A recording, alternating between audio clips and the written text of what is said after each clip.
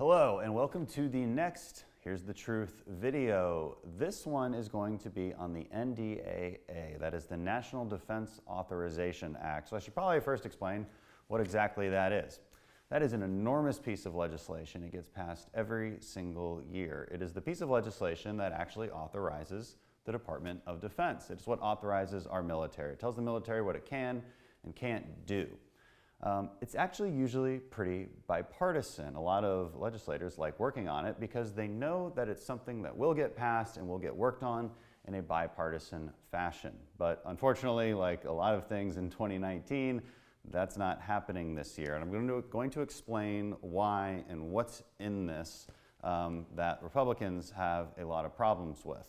There's 4 sections in particular that are highly politicized. They're all about, you guessed it, the border.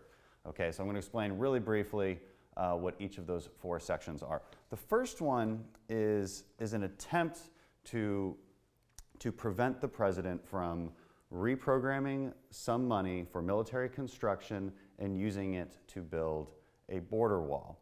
The problem here is that in doing so, there are second and third order effects. When I talk to military leaders about this, they're very concerned about this because it's not specific. It's actually very overarching. So if you do this, if you do what the Democrats are saying, the military now can't reprogram any money for military reconstruction. This will affect future administrations as well, and it severely inhibits our military leaders from actually flexibly moving money around the way they need to and the way they're highly accustomed to. This is a very normal practice.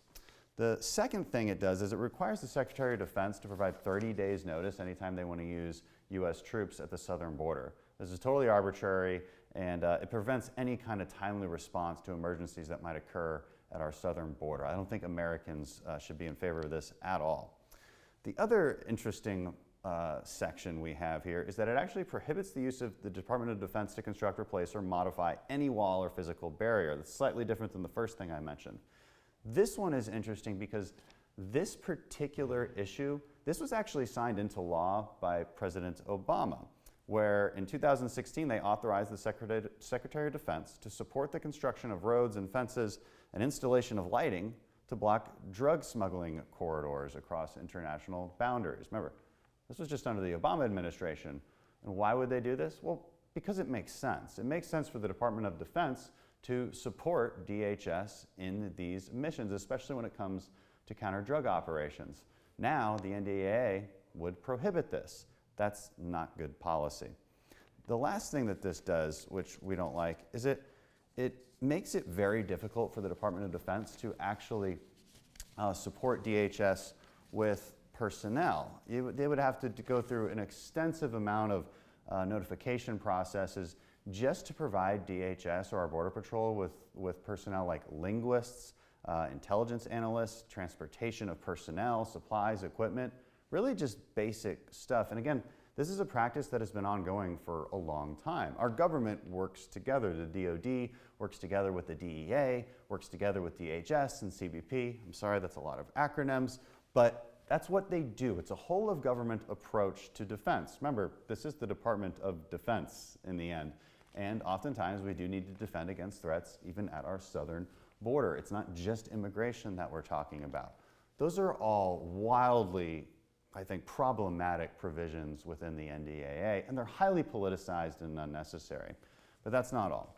The last reason that we're concerned about this NDAA is because of what it does, or more importantly, what it doesn't do for our nuclear capabilities.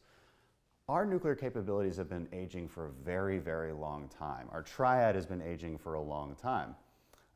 The triad means 3 things: ground-based systems, missiles that are able to be launched from missile silos within the United States, our water-based systems, which means submarines, and our air-based systems, which means the future will mean B-21 bombers.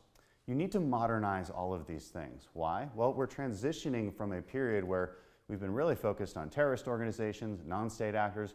We're transitioning back to a world where we have near-peer competitors, Russia and China specifically.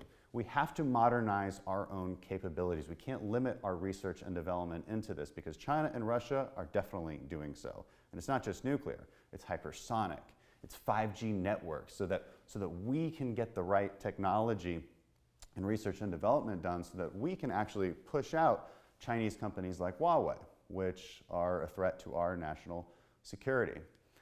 That's why we're against this particular NDAA. Now, the Senate has passed a good NDAA.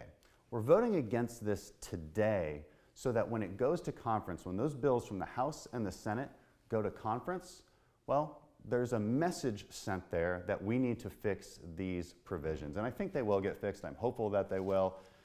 And I'm going to continue to be hopeful that pieces of legislation that are usually bipartisan will hopefully get back to being bipartisan. That's today's Here's the Truth.